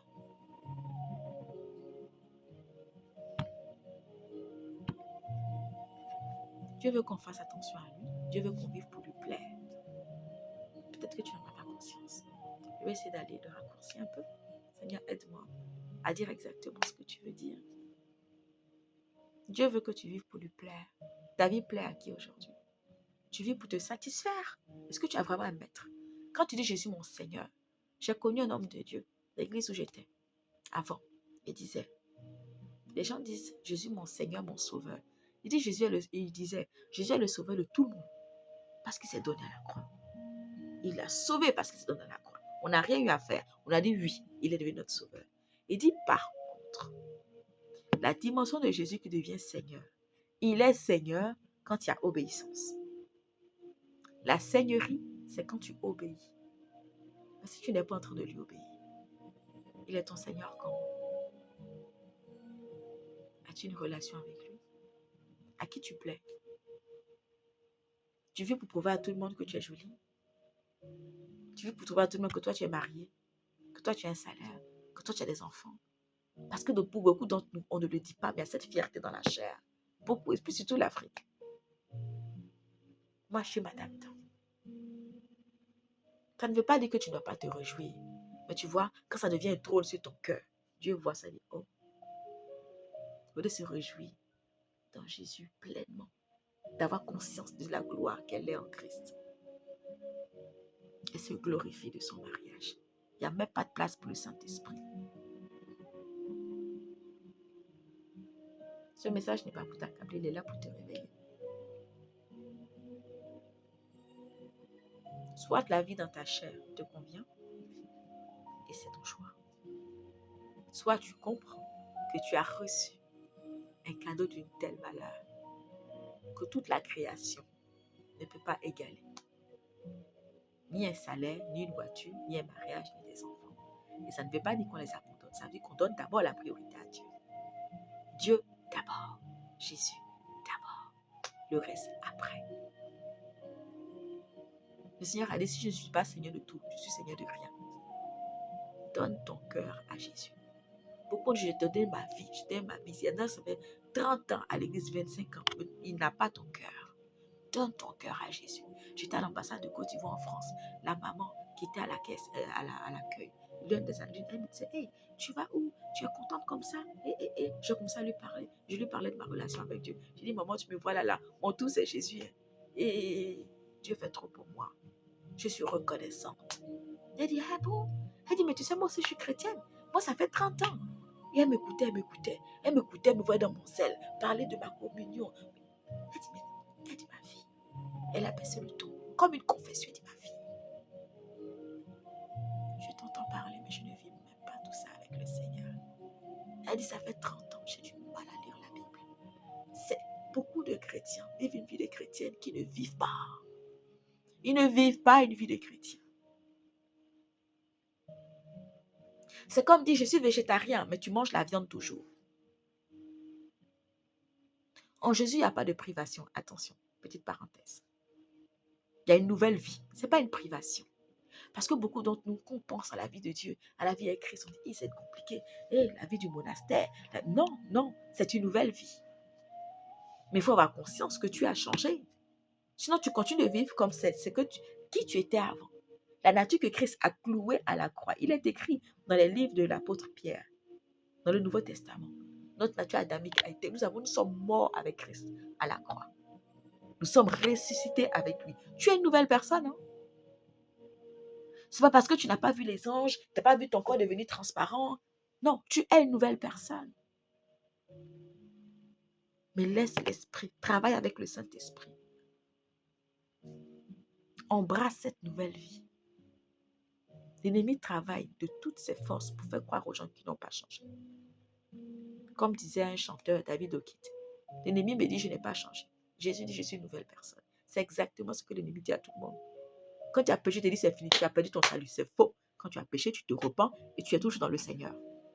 Le Seigneur a pardonné nos péchés, passé, présent, futur. C'est une relation avec ton Père. Le Père ne nous réunit pas. Il nous pardonne, il nous reprend. Tu vois, le Seigneur a dit, mon peuple périt par manque de connaissance. Connaissance de la vérité. Il dit, vous connaîtrez la vérité vous affranchira. Tu as besoin de connaître tout ce que Dieu a fait pour toi. Qui tu es en Christ. Tu as besoin d'avoir des révélations de Dieu, de qui tu es, ton identité. Sinon, l'ennemi va te mentir.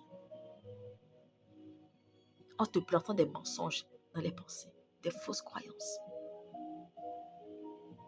Sinon, quand il y aura des faux prophètes devant toi, des faux enseignements, des fausses doctrines chrétiennes, tu ne sauras même pas si c'est vrai ou si c'est faux. Il y a quelques mois, j'étais à Châtelet. J'avais été à Châtelet à Paris, c'est un quartier à Paris. À Paris, donc en France, j'ai été dans un magasin de bricolage. J'avais été acheter, je crois, de la peinture. Et donc, je partais, ou du papier peint. Je suis tombée sur 3 jeunes filles. Elles avaient autour de 22, 23, 24 ans. Elles étaient jeunes, elles étaient toutes caucasiennes. Il y en avait qui étaient de l'Europe, peut-être italiennes. Il y en avait certaines qui étaient typées. Elles n'étaient pas toutes françaises. Mais elles étaient toutes caucasiennes. Et elles m'ont approché. Ah, on veut parler de Jésus. J'ai dit, ah, oh, ok. Moi, je suis chrétienne, je vous écoute. Et là, elle commence à me parler de Dieu la mère. J'ai dit, quoi? Dieu la quoi? Elle me sorte une théorie. Elle me donne le nom de l'église. Une théorie. Je dis, oh. Je les ai laissés parler. Je dis, waouh. Je dis, vous savez, je dis, mais j'étais choquée. Je dis, mais vous savez, j'ai jamais entendu parler de ça. Dieu la mère, c'est la première fois que j'entends parler de ça. Je connais Dieu le Père, Dieu le Fils, la parole créatrice, Jésus, et Dieu le Saint-Esprit, l'Esprit de Dieu. Donc, en fait, il y a la parole de Dieu qui est Jésus, il y a l'Esprit de Dieu qui est le Saint-Esprit. Et tout ça, c'est le même Dieu. Il n'y a pas 3 dieux, c'est la même personne. C'est la même personne. Mais Dieu, la mère, elle sort d'où? Et elle me sort des passages. Là, le Seigneur a dit, je vous ai nourri comme une mère. Je dis, wow. Nous savons que le Saint-Esprit est doux, est tendre. Et c'est un bien-aimé dans nos moments d'échange, quand on parlait du Seigneur. On disait, ah, Le Saint-Esprit a comme les attributs de la femme. Dieu a dit, je vous ai fait à mon image, à ma ressemblance. Donc il y a des choses qui sont en nous, la femme, qui sortent de Dieu. Mais Dieu n'est pas une femme en fait. Elle me dit, Dieu est la mère. Je dis, j'étais choquée. Je suis encore choquée. Dieu est la mère. Je vais essayer de raccourcir parce que je ne veux pas qu'on fasse 2 heures ici. Mais tu vois, il y a des fausses doctrines dans les rues. Si je ne lisais pas la Bible, si je n'avais aucune relation avec le Saint-Esprit, moi, Dieu ne m'a pas encore montré la version de Dieu, la mère, le Père, le Fils, le Saint-Esprit, oui. Mais la mère, non. Non. Et de tous les ministères que j'ai vus, je n'ai jamais entendu parler de Dieu et la mère. Tu vois, c'est une mascarade. Et elle ne me le présentait pas comme un concept. C'était le pilier de leur croyance. Elle prie Dieu la mère. Elle loue Dieu la mère. Dieu la mère, Dieu la mère. J'ai dit, aïe. Ils ont viré Jésus en fait de l'histoire. Ils ont installé Dieu la mère. C'est quoi ça? Donc tu vois, malheureusement, beaucoup de chrétiens perdent et vont perdre leur salut. Je ne le souhaite pas. Mais peu importe ce que je souhaite, c'est ta décision qui change. De connaître ton Dieu. De prendre ta Bible. Où elle est où ma Bible? Le Seigneur m'a offert une nouvelle Bible. Je l'aime trop. Pendant 7 ans, j'ai vu cette Bible-là. Et j'aimais trop et j'aime toujours. Le Seigneur m'a fait acheter une Bible qui est plus. Et waouh, qu'est-ce qu'elle est agréable à lire. Je te la recommande. C'est la Bible version Bible expliquée. Mets l'argent qu'il faut pour l'acheter. Peut-être qu'au début, bon, on n'est pas tous pareils. On n'a pas tous la même soif, les mêmes grâces. Chacun son parcours avec le Seigneur. J'ai connu une sœur en Christ de l'Afrique de l'Ouest qui vit en France. Et elle a donné sa vie à Jésus. Quand elle a donné sa vie au Seigneur, elle a reçu la grâce de lire la parole. Ça faisait 6 mois qu'elle avait donné sa vie au Seigneur. Elle dit, sœur Clémence, elle me dit, Clémence, je lis la Bible tous les jours. Quand je me lève, je fais ma toilette, j'ai mon temps avec le Seigneur. Je dis, oh, tu sais que moi j'ai mis 2 ans avant de commencer à prendre des temps dans la parole. La maman de l'ambassade, 30 ans, elle a toujours du mal à ouvrir la Bible.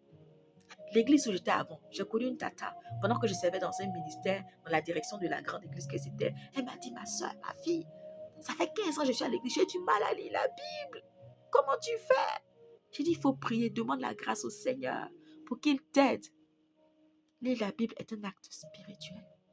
C'est comme prier. Dieu est esprit. Quand tu veux connecter avec Dieu, les esprits viennent pour t'embrouiller. Quand tu vas adorer le Seigneur, la flemme, la lourdeur, l'assoupissement, tout ça c'est spirituel. Arrête de croire que c'est naturel. C'est des attaques spirituelles. Toutes les attaques de l'ennemi ne sont pas douleurs. Ce n'est pas associé aux démons qui t'effraient. Il y a des attaques dans l'émotion, des attaques dans les pensées. Il y a les attaques qui viennent d'autres personnes. Quelqu'un vient qui te parle mal dans les rues, on te cogne. Quelqu'un vient, il te touche et puis tu sens des trucs bizarres. Il y a des attaques de toutes sortes. Tu as besoin d'être instruit. Le Seigneur a dit, mon peuple périt par manque de connaissance. Bien-aimé,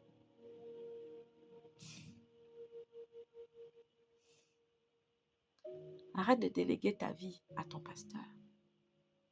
Lui, son ministère, c'est d'enseigner le peuple de Dieu. Il ne peut pas vivre sa vie et ta vie. Ce n'est pas possible. Le Tout-Puissant est en toi. Il est temps que tu te lèves. Prends tes responsabilités. Instruis-toi. Qui est ton Dieu? Je te disais au début, le roi David a dit à Salomon, au futur roi Salomon, il faut que tu connaisses. Il a dit, connais ce Dieu. Aime-le. Tu ne peux pas déléguer ta vie chrétienne, ta vie spirituelle, ton identité. Quand on dit vie chrétienne, on croit que c'est un club, on y va, on fait acte de présence. Non, c'est ton identité. Tu as reçu une nouvelle vie, une nouvelle identité, une nouvelle personne que tu es. Mais tu n'as jamais ouvert le manuel pour savoir comment je fonctionne maintenant. Tu te rends compte que quand tu as reçu Jésus, tu as quitté la version adamique. Tu es Christ. Mais tu ne vis pas encore comme Christ. Tu n'es pas en train de marcher pour aller vers Christ. Mais tu t'es assis dans Adam. Et puis tu fonctionnes là-dedans. Et quand on en parle, tu dis, ah, c'est pour les pasteurs. Mais Dieu vit en toi. Quitte cette position. Travaille avec le Seigneur. Cherche le Seigneur dans la prière, dans la parole. Construis cette vie que tu as reçue. Laisse Dieu la construire en toi. Mais quand tu t'es assis comme ça, tu as démissionné. La gloire de Dieu est là dans ta vie. Et c'est malheureusement là, Seigneur, c'est malheureusement le cas de la plupart des chrétiens, beaucoup de chrétiens. Des millions, milliards de chrétiens, on est sur la terre. La plupart, Dieu est là. Le Seigneur a dit, je suis tous les jours avec vous. C'est Dieu le Tout-Puissant. Il est là dans ta vie tous les jours. Et puis les gens vivent comme ça, comme des esclaves. Ils subissent la vie. Ils rampent. Ils quémandent l'amour. Et ils subissent ça. Et on ne sait pas prendre autorité sur la situation. On ne sait pas guérir la maladie qu'on vit. On ne sait pas réprimer les esprits. On est là et on erre. Et tu es chrétien, oui. Et puis notre foi affaiblit. Puis on abandonne. Puis on retrograde, on retourne dans le monde. Et puis on vit comme les gens du monde. On s'habille comme, on parle comme les gens du monde. À force, notre esprit ne nous alerte même plus quand on pêche. Parce qu'on a trouvé le confort dans le péché. Et puis Dieu est toujours là. Mais il est là. T'imagines, Dieu s'est donné sa vie pour toi. Toi, tu es là, tu traînes comme ça. Jusqu'à la fin de ta vie, tu dis, j'ai reçu Dieu le Créateur Tout-Puissant. C'est quand que tu te réveilles. Tu vas te lever ou tu veux rester dans ce coma? Tu as compris que quelque chose ne va pas? Ou tu vas continuer de faire semblant que tout va bien? Parce que mon corps ne me dit pas que je suis malade. Parce que j'ai à manger quand j'ouvre le frigo. J'ai un toit où rentrer. Autour de moi, j'ai des amis, on rigole. Donc tout va bien. Ça ne va pas. N'attends pas d'être devant Dieu, d'avoir un jugement qui te dit, sors de ma... Il a dit quoi? Tous ne rentreront pas. Il a dit, ce n'est pas tous ceux qui m'appellent Seigneur, Seigneur qui rentreront. Et il a dit, certains serviteurs même diront, n'avons-nous pas fait des campagnes d'évangélisation? N'avons-nous pas prophétisé en ton nom? N'avons-nous pas? Il n'a pas dit campagne d'évangélisation. Ça, c'est moi qui l'avais racheté sous le Seigneur. Mais il avait dit, des serviteurs diront, n'avons-nous pas prophétisé en ton nom?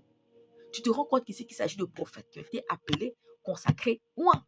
Donc, ceux-là même ne rentrent pas. Et ce n'est pas tous qui rentreront. À plus forte raison, la plupart des chrétiens qui ne servent pas le Seigneur. Tu comprends? Oh Seigneur. Est-ce que tu comprends qu'il y a un truc qui cloche là? Ça ne va pas. Ou tu veux attendre d'être devant Dieu et de juste recevoir une sentence qui te sépare de lui éternellement. Tu ne pars pas dans un parc t'asseoir pour t'ennuyer. L'enfer est un lieu de souffrance et de tourment. Il faut que tu te réveilles. Dis à Dieu de te réveiller. Je ne sais pas dans quelle situation tu es. Familiale, spirituelle, environnementale, je n'en sais rien. Mais Dieu sait. Et c'est suffisant. Ce message, tu ne le vois pas par hasard. Le Seigneur a dit beaucoup de choses dans ce message. Nous voulions parler des principes de Dieu. Mais non, je vois que le Seigneur parle aussi. Il est en train de parler à ses enfants. De se réveiller, de se préparer, de reprendre leur vie en main. Cette vie chrétienne qu'ils ont reçue, dans laquelle ils ne se sont pas impliqués. Ils ont trouvé plein d'excuses. On a considéré tout ce qui était autour de nous. Je connais un frère. Je ne vais pas dire son prénom, même si son prénom était un prénom français, qu'il y a beaucoup de personnes. Mais je ne veux pas qu'il me voit peut-être sur les réseaux en train de faire mon ministère et qu'il me dise, ah, elle a dit mon prénom, c'est ma situation. Non, je respecte sa vie personnelle, donc je ne dirai pas son prénom. Un frère chrétien, dans l'église où j'étais avant. Il travaille dans la finance, la compta. Il est appelé au ministère dans les affaires. Ça fait des années qu'il le sait. Il y a plus de 5 ans maintenant. Et à chaque fois que je l'ai croisé, je dis, ah, tu fais quoi, frère? Tu as commencé? Vous savez ce qu'il me répond? Oui, c'est vrai. Oh, je vais le faire. Quand j'aurai le temps, je vais le faire. Tu sais, là, il y a le boulot, il faut payer les factures. Et je lui ai dit, attends. Il y a quelques années, tu m'as dit la même chose. 1 an, 2 ans après, tu me dis la même chose. Des mois après, tu me recèles la même chose. Je lui ai dit, mais c'est la réponse que tu as préparée pour aller donner à Dieu le Père, pour donner à Jésus le jour du jugement. C'est ça que tu vas lui dire? J'avais des factures à payer. Tu crois que c'est quand tu auras 80 ans que tu auras la force d'aller faire le ministère? Tu es jeune, tu as 35 ans. Tu attends quoi? Entreprendre aujourd'hui, est-ce que c'est vraiment compliqué en France? Tu es un jeune zélé. Tu travailles déjà dans les finances. Tu peux même payer une formation pour te faire aider.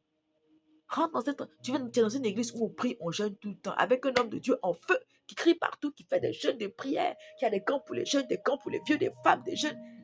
Son zèle là que tu vois n'est pas en train de te contaminer pour que tu dises, hé, je me fâche, je rentre dans la prière, je prends 5 jours, je m'en fais, je vais chercher le Seigneur. Seigneur, embrasse-moi, réveille-moi, fais de moi un homme de prière, un homme de feu. Seigneur, fais de moi, fais de moi.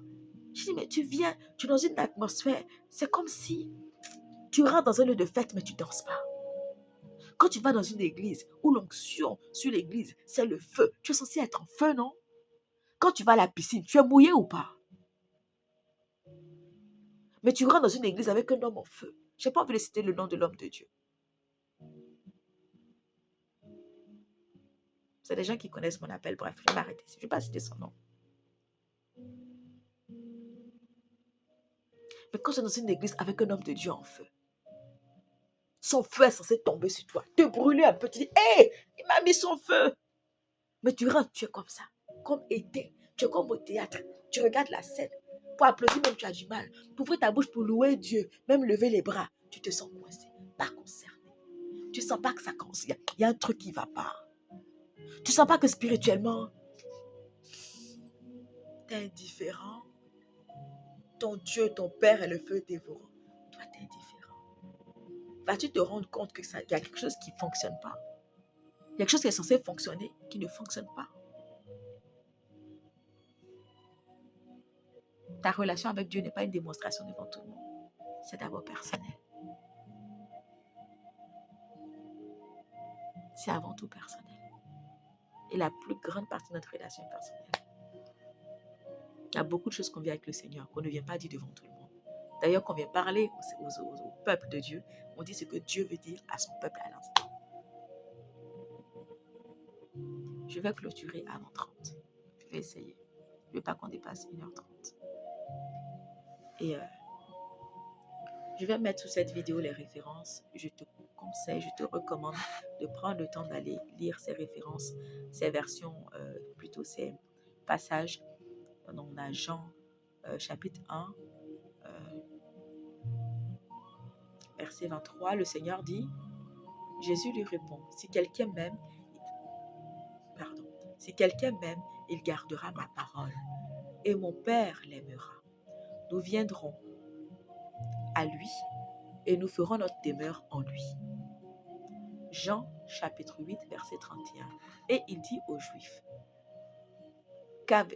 Juifs qui avaient cru en lui, si vous demeurez dans ma parole, vous êtes vraiment mes disciples. Jean chapitre 14 verset 21. Celui qui a mes commandements et qui les garde, qui les pratique, qui aligne sa vie avec ça, qui aligne sa vie au commandement, qui respecte, qui pratique les commandements, la volonté de Dieu, c'est celui-là qui m'aime. C'est celui-là qui m'aime. Et celui qui m'aime sera aimé de mon Dieu, de mon Père. Je l'aimerai et je me ferai connaître à lui. Tu veux connaître Dieu? Demande la grâce de l'aimer, de lui obéir, de t'intéresser à sa parole, à lui. Le Seigneur a dit dans les Proverbes, ne jette pas tes perles au pourceau. Ça veut dire ne donne pas ce qui a de la valeur à ceux qui ne considèrent pas. Le Saint-Esprit a dit quoi? J'honore ceux qui m'honorent. Il faut respecter, il faut honorer Dieu. L'esprit de crainte de l'Éternel, ce n'est pas pour faire joli. C'est parce que nous devons craindre Dieu. Donc, le Seigneur a dit, la crainte de Dieu est le début de la sagesse.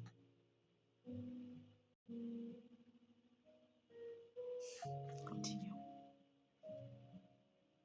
1 Jean, chapitre 5, verset 3. Car l'amour de Dieu consiste à garder ses commandements, et ses commandements ne sont pas pénibles. Amen.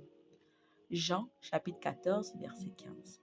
Si vous m'aimez, gardez mes commandements. Je vais m'arrêter à là. Et il y avait un petit résumé que je vais te citer, te lire là maintenant.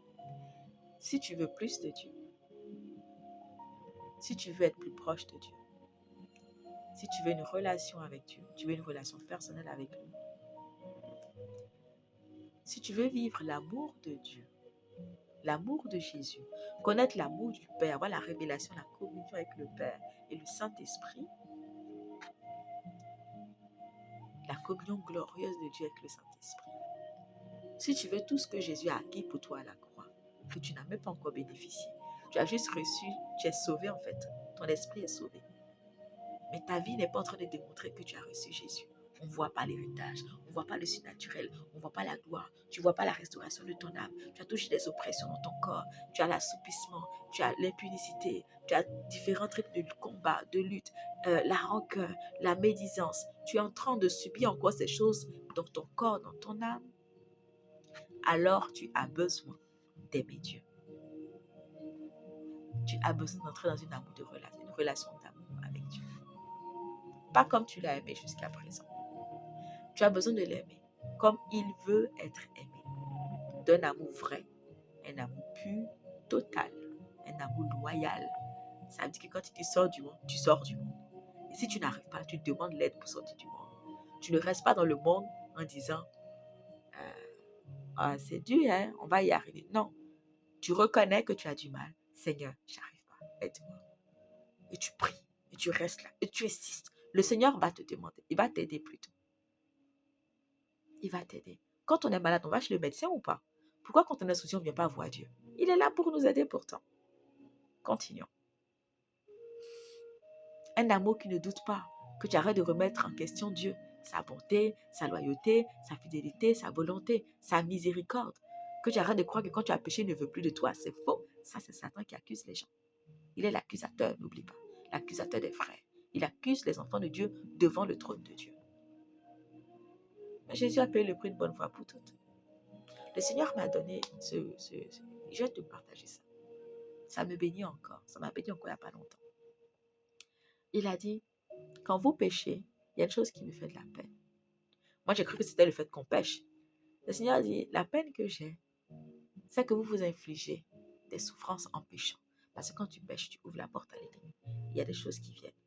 Le péché a des conséquences. Tu vois. C'est pour ça que le Seigneur est triste. C'est parce que tu te détestes. Il dit, tu es sale. Non, non, non, non. Il est venu pour nous à la compte déjà bien sale. Et personne ne se repentait. On était déjà bien sale. Arrête de te faire avoir par l'ennemi, par la condamnation, par le sabotage, par le rejet. Non. Quand tu pêches, reviens, repens-toi, cours dans ses bras. Il n'y a pas d'autre sauveur de toute façon. Tu vas aller où? On ne peut pas inventer un deuxième Jésus. Deuxième chose, le Seigneur disait, ah Seigneur, aide-moi à me rappeler s'il te plaît. Il a dit, quand vous péchez, ça m'attriste pour vous, parce que vous vous infligez des souffrances, et vous rentrez en plus dans un schéma de trucs, vous l'avez, vous ramenez tout. Il y a ça. Il y a aussi le fait que c'est l'ennemi. Ça vient, ça. Oh mon Dieu. Si ça ne vient pas, ce sera une autre fois. Ce sera une autre fois. On arrive au terme de cette vidéo, de ce moment de partage, d'enseignement. Je suis contente d'avoir pris ce temps de pouvoir te parler. Je ne voulais pas raccourcir ni limiter le Saint-Esprit. Je sais que c'est l'une des premières vidéos que je poste. Donc, je sais qu'au fil des mois et des années, elles seront plus concises et ma prédication va aussi évoluer par la grâce de Dieu. Donc, miséricorde.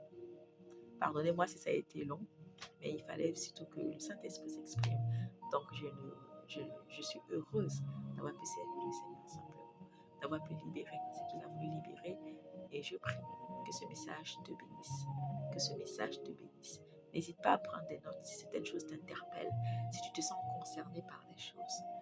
Et je prie que tu sois attiré dans la présence de Dieu pour renouveler, restaurer ta relation avec Dieu, pour qu'il t'embrasse d'un feu, d'un amour nouveau pour lui. Je prie que tu ne restes pas dans le confort, que tu n'acceptes pas ta situation comme si tu étais vaincu. Je prie que tu aies ce zèle, tu aies un réveil, tu aies une révélation de ce que, oh, ma vie doit changer. Je prie, je prie, je prie que tu veuilles te battre pour ce que Jésus t'a déjà donné gratuitement. Je prie que tu n'acceptes pas de perdre ton salut à cause du confort de ta chair, de la société des distractions qui t'entourent. Je prie que tu demandes l'aide de Dieu pour sortir de là où tu es, pour qu'il t'emmène dans ce qu'il t'a déjà donné à la croix. Je prie que tu ne passes pas à côté de Jésus. Je prie pour toi. Que tu aimes Dieu plus que toute autre chose. Au point où tu abandonnes ta vie à ses pieds. Et il pourra dire de toi, tu as choisi la bonne part. Elle ne te sera pas ôtée. C'était tout. Merci beaucoup. Bonne soirée. Et je vous dis à bientôt. Que le Seigneur prenne soin de vous. Je nous couvre du sang du Seigneur Jésus.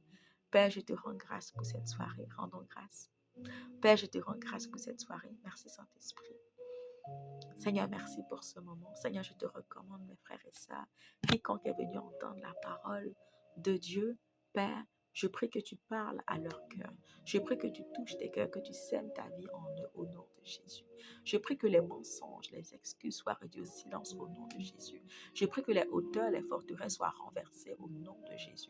Je plaide le sang de Jésus-Christ sur chacun de nous, sur nos noms, nos vies, nos maisons, nos familles au nom de Jésus. Je prie, Père, que le Saint-Esprit commence à parler au cœur. Je prie que des frères et les sœurs reviennent dans le lieu d'intimité, dans le lieu de joie en Jésus. d'amour en Jésus, le lieu de confiance, le lieu de confiance, le lieu de prière, d'adoration, de communion, de partage avec Dieu, le lieu où on l'espérait encore, mon Dieu. Au nom puissant de Jésus, Père, j'ai prié. Je te présente mes frères et sœurs. Que ta main soit sur eux. Merci, Père, de leur venir en aide là où ils ont besoin de toi. Merci de venir, Père, dans leur vie et d'accomplir tes desseins pour leur destinée. Merci de te révéler à chacun de nous davantage. Merci de nous accorder la grâce de t'aimer et d'avoir soif de toi. Père, de ne pas nous asseoir dans le péché ni dans le monde, mais de courir vers toi, dans tes bras d'amour. Au nom de Jésus, j'ai prié. Amen, amen, amen. Sois béni. Je te dis à bientôt.